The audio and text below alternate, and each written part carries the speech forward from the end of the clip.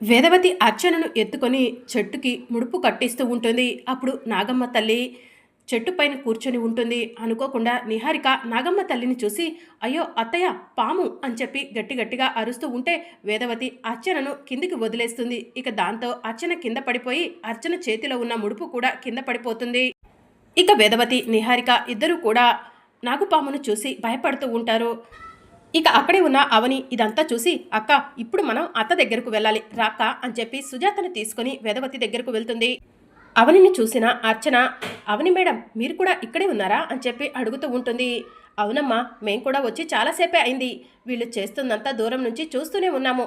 వీళ్లకు నేను ఉన్నానని తెలిసి కావాలనే చాలా ఎక్కువ కూడా చేశారు అని చెప్పి అవని వేదవతి నిహారికను అంటూ ఉంటుంది. ఇప్పటికైనా అర్థమైందా అవని శ్రీకర్ను ఎవరు విడదీయలేవరని? అందుకే అమ్మవారు ముడుపుని నేలపాలు చేసింది అని సుజాత చెప్తూ ఉంటుంది. నాది బావది బలమైన బంధం, మా బంధాన్ని ఎవరు కూడా విడదీయలేవరు అని చెప్పి అవని వేదవతికి చెప్తూ ఉంటుంది. నేను అనుకున్న పని ఇప్పుడు జరగకపోయినా వేరే రూపంలోనైనా జరిపించి తీరుతాను అని వేదవతి అవని వాళ్ళకు చెప్తూ ఉంటుంది. మీరు ఎంత కష్టపడినా కూడా నన్ను బావని విడదీయలేవరు అని చెప్పి అవని వేదవతితో అంటూ ఉంటే చూస్తూ ఉండు, త్వరలోనే నా కొడుకు శ్రీకర్కి పెళ్లి చేస్తాను, రా నిహారిక వెళ్దాం అని చెప్పి వేదవతి నిహారిక అర్చనను తీసుకుని వెళ్తూ ఉంటుంది.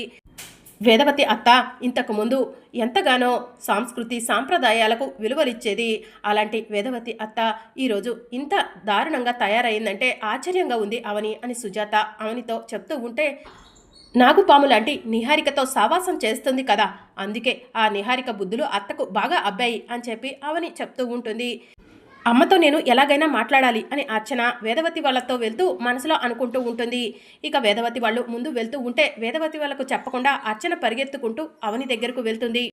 అవని మేడం మీతో ఒక ముఖ్యమైన విషయం చెప్పాలి. నేను కావాలని అలా కోరుకొని ముడుపు కట్టలేదు అని చెప్పి అర్చన చెప్తూ ఉంటే నాకు అంతా తెలుసమ్మా అని చెప్పి అవని చెప్తూ ఉంటుంది. మేడం మీతో ఇంకొక ముఖ్యమైన విషయం చెప్పాలి. నేను తాళపత్ర గ్రంథాలను చదివినప్పుడు తాళపత్ర గ్రంథాల్లో పెద్దమ్మగారి కుటుంబం రోడ్డు పాలవబోతుందని, వాళ్ళు దారుణమైన శిక్షను అనుభవించబోతున్నారని తాళపత్ర గ్రంథాల్లో రాసి ఉంది. అది నేను చదివాను అని చెప్పి అర్చన అవనికి చెప్తూ ఉంటుంది. అత్త కుటుంబం అలా జరగటానికి వీల్లేదు అని చెప్పి అవని అంటూ ఉంటుంది. అత్తపై అత్త కుటుంబంపై నీకు ప్రేమ ఉంది, కానీ ఆ కుటుంబానికి కనీస ప్రేమ కూడా నీ పైన లేదు అవని, ఎందుకు నువ్వు వాళ్ళ గురించి ఆలోచిస్తున్నావు అని చెప్పి సుజాత అవనికి చెప్తూ ఉంటుంది. ఇక అప్పుడే నిహారిక అదేంటత్తయ్య మీ వెనకే అర్చన ఉండాలి కదా, అర్చన ఎక్కడికి వెళ్ళింది అని చెప్పి అడుగుతూ ఉంటుంది. ఏమో చూద్దాం పద అని చెప్పి వేదవతి నిహారిక ఇద్దరూ కలిసి అర్చనను వెతుక్కుంటూ వచ్చేసరికి అర్చన అవని వాళ్ళ దగ్గర ఉంటుంది. ఏయ్ మాతో పట్టే వచ్చావు కదా, మళ్ళీ ఎప్పుడు ఈ అవని దగ్గరకు వచ్చావు అని చెప్పి నిహారిక అడుగుతూ ఉంటుంది. అవని మేడంతో మాట్లాడదామని వచ్చాను అని చెప్పి అర్చన చెప్తూ ఉంటుంది. నిన్ను ఈ అవనిని చూస్తుంటే ఎందుకో నువ్వు కావాలనే ముడుపుని నేలపాలు చేసినట్టు అనిపిస్తుంది అని చెప్పి నిహారిక అర్చనను అంటూ ఉంటుంది. అయ్యో రామా పాము అని అరిచింది మీరే కదా, అందుకే నేను ముడుపును నేలపాలయ్యేలా చేశాను అని చెప్పి అర్చన చెప్తూ ఉంటుంది. అరవకుండా ఉండుంటే బాగుండేదని ఇప్పుడు అనిపిస్తుంది అని నిహారిక అంటుంది. ఏ సమయానికి ఏది జరగాలో అంతా ఆ అమ్మవారే చూసుకుంటుంది అని చెప్పి సుజాత అంటూ ఉంటే నేను అనుకున్న పని ఖచ్చితంగా చేసి తీరుతాను, ఈరోజు కాకపోయినా రేపైనా జరుగుతుంది అని వేదవతి సుజాత అవనికి చెప్పి రా అర్చన వెళ్దాం అని చెప్పి వేదవతి అర్చనను తీసుకొని అక్కడి నుంచి వెళ్ళిపోతూ ఉంటుంది. ఇక అర్చన అవని వైపు వెనక్కి తిరిగి చూస్తూ ఉంటుంది. ఇక అవని మాత్రం ఎట్టి పరిస్థితిలో అత్త కుటుంబం నిందలు పాలు కాకూడదు, అత్త కుటుంబం బాగుండాలి అని చెప్పి అంటూ ఉంటుంది. అవని అందుకే నేను ఇందాకలా శ్రీకర్ పేరు మీద పూజ కూడా చేయించొద్దన్నాను. ఈ వేదవతి ఎలా ఆలోచిస్తుందో చూస్తున్నావు కదా, ఎప్పటికెప్పటికీ అయినా సరే నిన్ను శ్రీకర్ని విడదీయాలనే చూస్తుంది. అలాంటి వాళ్ళ గురించి నువ్వు ఎందుకు ఆలోచిస్తున్నావు అవని అని చెప్పి సుజాత చెప్తూ ఉంటుంది. ఎంత కాదనుకున్నా అది నా కుటుంబం అక్క అని చెప్పి అవని చెప్తూ ఉంటుంది. నువ్వు నా కుటుంబం అనుకుంటే సరిపోదు అవని, వాళ్ళు కూడా నిన్ను కుటుంబ సభ్యురాలు అనుకోవాలి కదా అని చెప్పి సుజాత చెప్తూ ఉంటుంది. ఏదో ఒకరోజు అత్త తప్పకుండా చేసిన తప్పును తెలుసుకుంటుంది లెక్క అని చెప్పి అవని అంటూ ఉంటే ఏ రోజుకైనా సరే వాళ్ళు నీ కాళ్ళ దగ్గరకు రాక తప్పదు అవని అని చెప్పి సుజాత చెప్తూ ఉంటుంది. సరే అక్క పద వెళ్దాం అని చెప్పి అవని అంటుంది. ఇక మరోవైపు సత్య వేరే లాయర్తో ఫోన్లో మాట్లాడుతూ ఉంటాడు. అష్టదిగ్బంధనం చేసేయాలి ఆ వేదవతి కుటుంబాన్ని, అన్ని అప్పుల్లో కూరుకుపోవాలి, అన్ని లాసుల్లో ఉండిపోవాలి, కుటుంబం మొత్తం కూడా నేల మీదకి కుంగిపోవాలి, అలా కేసుల మీద కేసులు పెట్టి వాళ్ళను అష్టదిగ్బంధనం చేసేద్దాము అని చెప్పి సత్య వేరే లాయర్తో ఫోన్లో మాట్లాడుతూ ఉంటాడు. ఇదంతా కూడా ప్రభావతి దూరం నుంచి వింటూ ఉంటుంది. ఆ ప్రసాదరావు మేనకోడలని కూడా చూడకుండా అవనిని ఆ వేదవతి అంతలా అవమానిస్తుంటే అలా చూస్తూనే ఉన్నాడే కానీ అవని వైపు సపోర్ట్ చేయలేదు. ఆ ప్రసాదరావుకు కూడా బుద్ధి రావాలి అని సత్య ఫోన్లో చెప్తూ ఉంటాడు. నేను చాలా రోజులుగా పర్సనల్ పనుల వల్ల కేసులు వాదించట్లేదు, కోర్టు మెట్లు ఎక్కట్లేదు.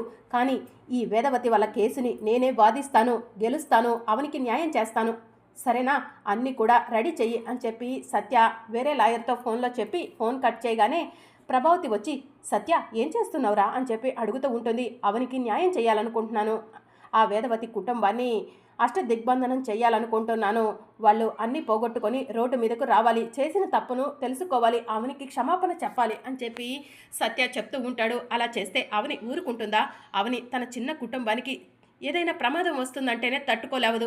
అలాంటిది తన కుటుంబాన్ని నువ్వు రోడ్డు కీడ్చాలని చూస్తే అవని ఊరుకుంటుందా సత్య అని చెప్పి ప్రభావతి అడుగుతూ ఉంటుంది. చూడమ్మా, నీ జనరేషన్ వేరు, మా జనరేషన్ వేరు.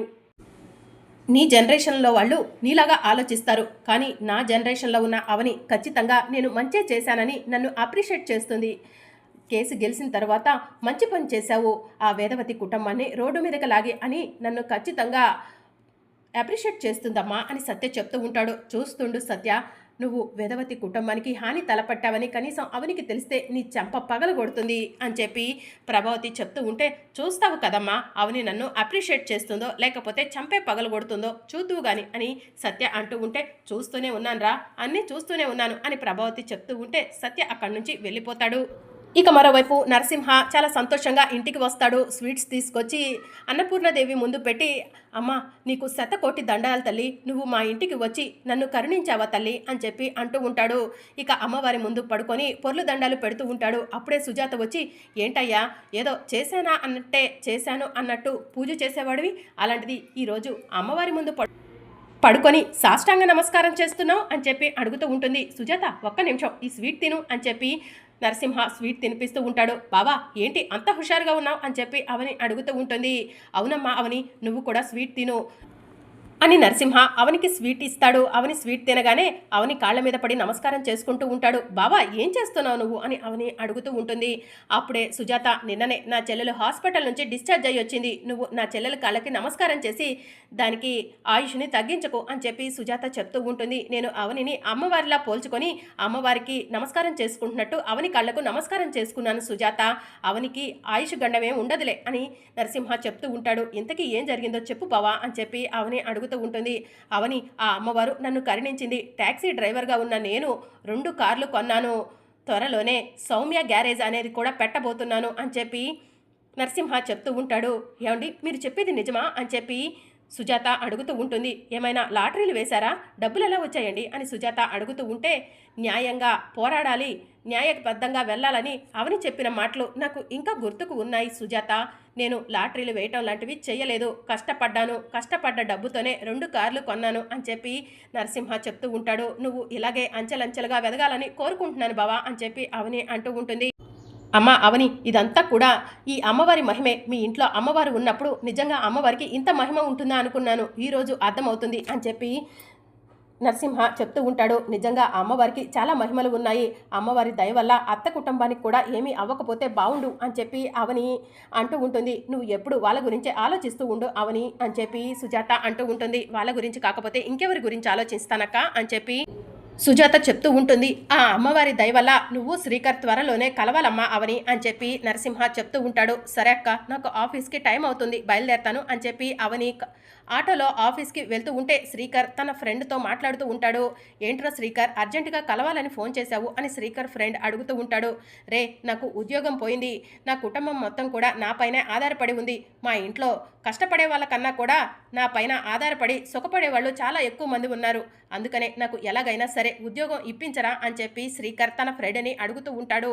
ఆటోలో వెళ్తున్న అవని ఆ మాటలన్నీ కూడా విని శ్రీకర్ ఫ్రెండ్ అక్కడి నుంచి వెళ్ళిపోగానే బావా ఒక్క నిమిషం అని చెప్పి శ్రీకర్ దగ్గరకు వెళ్తుంది. ఏంటో చెప్పు అని శ్రీకర్ అడుగుతూ ఉంటాడు. బావా, ఒక భార్యగా నన్ను హాస్పిటల్లో అడ్మిట్ చేశావో లేకపోతే సాటి మనిషిగా నన్ను హాస్పిటల్లో జాయిన్ చేశావో నాకు తెలీదు. నా ప్రాణాలు కాపాడినందుకు థ్యాంక్స్ బావా అని చెప్పి అవని చెప్తూ ఉంటుంది. సరే అని చెప్పి శ్రీకర్ అక్కడి నుంచి వెళ్తూ ఉండగా ఒక్క నిమిషం బావా అని చెప్పి అవని తన పర్సులో నుంచి డబ్బులు తీసి శ్రీకర్కి ఇవ్వబోతూ ఉంటుంది. ఎందుకు అని శ్రీకర్ అడుగుతూ ఉంటాడు. నా హాస్పిటల్ బిల్లు కట్టావని అక్క చెప్పింది బావా, అందుకే హాస్పిటల్ బిల్ ఇస్తున్నాను అని చెప్పి అవని అంటూ ఉంటుంది. నాకు ఉద్యోగం లేదని చెప్పి కావాలని నన్ను హేళన చేస్తున్నావు కదా అని చెప్పి శ్రీకర్ అడుగుతూ ఉంటాడు. లేదు బావా, ప్రస్తుతం నీ పరిస్థితి కూడా బాలేదని ఇప్పుడు నీ ఫ్రెండ్తో మాట్లాడుతుంటే విన్నాను, అందుకే నీకు డబ్బులు ఇస్తున్నాను, నీ డబ్బులే నీకు ఇస్తున్నాను బావా అని చెప్పి అవని అంటూ ఉంటుంది. నాకు ఎలాంటి పరిస్థితి వచ్చినా సరే నీ దగ్గర డబ్బు తీసుకోను అని శ్రీకర్ చెప్తూ ఉంటాడు. లేదు బావా, నువ్వు కావాలనుకుంటే నా ఆఫీస్లో నీకు ఉద్యోగం ఇప్పిస్తాను బావా అని చెప్పి అవని అంటూ ఉంటుంది. నీ కళ్ళ ముందు కూర్చొని నీ ఆఫీస్లో ఉద్యోగం చేయాల్సిన అవసరం నాకు లేదు, నీ డబ్బు అవసరం లేదు అని శ్రీకర్ కోపంగా వెళ్ళిపోతూ ఉంటాడు. మరి అప్కమింగ్ ఎపిసోడ్లో ఏం జరగబోతుందో తెలుసుకోవాలనుకుంటున్నారా? అయితే ఛానల్ను సబ్స్క్రైబ్ చేసుకొని సపోర్ట్ చేయడం మర్చిపోకండి. Thank you for watching.